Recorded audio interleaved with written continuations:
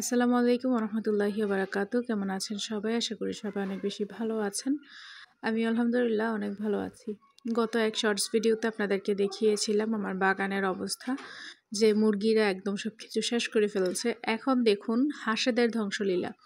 এসে সুন্দর করে যে অ্যালোভেরা গাছগুলো ছিল সেগুলোকে খাচ্ছে, এবং ছোট ছোট যে কচি কচি পাতাগুলো আছে সেগুলোকে খাচ্ছে।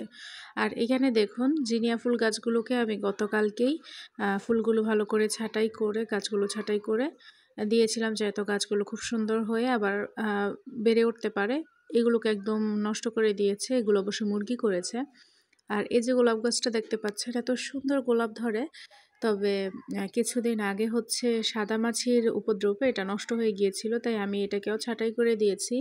এবং সুন্দর সুন্দর কচি পাতাও বের হচ্ছিল, সেখান থেকেও মুরগিরা ডালগুলোকে ভেঙে দিয়েছে।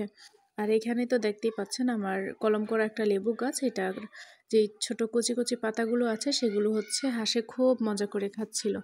তাও হাঁসেদের থেকে গাছ বাঁচানোটা অত একটা কঠিন ছিল না, একটু উঁচু স্থানে উঠিয়ে দিলেই হাঁসগুলো আর খেতে পারতো না। আর মুরগি যেগুলো আছে সেগুলো তো অনেক উপরে গাছ রেখে দিলেও সেখান থেকেও গাছগুলোকে নষ্ট করে দিচ্ছিল। তো কি আর করব, অনেক চিন্তা ভাবনা করে ভাবলাম যে এখন তো আর আপাতত পুরোটাকে আমি জাল দিয়ে বেড়া দিতে পারবো না, তাই যে কোনো একটা সাইড করে সেইখানে আমি জাল দিয়ে বেড়া দেওয়ার চেষ্টা করব। সব গাছ তো আর উপরে ওঠানো সম্ভব না, তাই যেই কয়েকটা পেরেছি বিভিন্ন জায়গায় নিয়ে একটু উঁচু স্থানে রেখেছি। এখানে যে ডায়ান্থাস ফুল গাছটা দেখতে পাচ্ছেন, খুব সুন্দর একটা শেপ ছিল।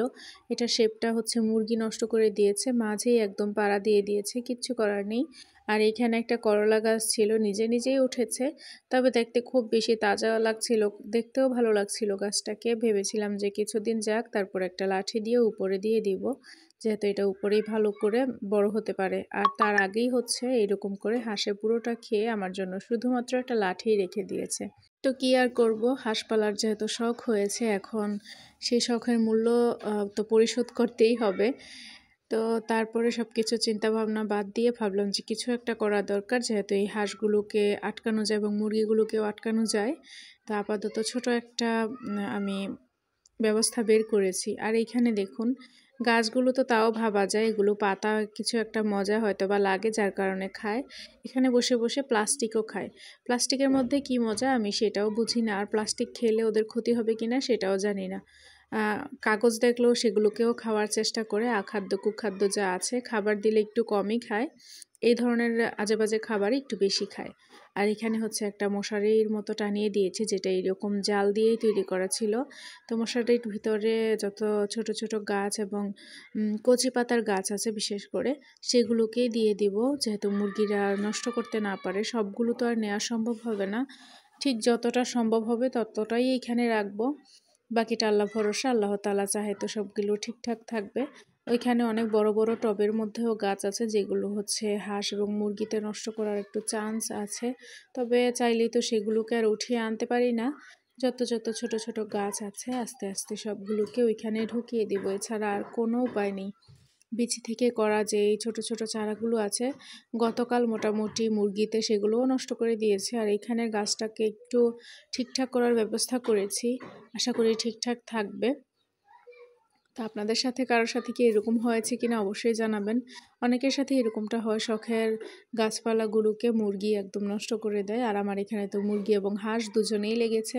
আর এই গাছটাকে একটু উপরে উঠিয়ে দিয়েছি, সেখান থেকে হাঁসের নষ্ট করার ভয় নেই, তবে মুরগির নষ্ট করার ভয় আছে। তো আশা করি আমার ভিডিওটা আপনাদের কাছে ভালো লেগেছে, ভালো লাগলে অবশ্যই কমেন্টে জানাবেন। আর এটা আমি কি করতে পারি, এরকম কোনো উপায় আছে কি না, যে এরকম কাকতাড়ুয়া বানালে আর এখানে কাক আসে না, তো এরকম মুরগি বা হাঁস তাড়ুয়া বানানো যায় কিনা সেটা আমাকে কমেন্টে জানাবেন।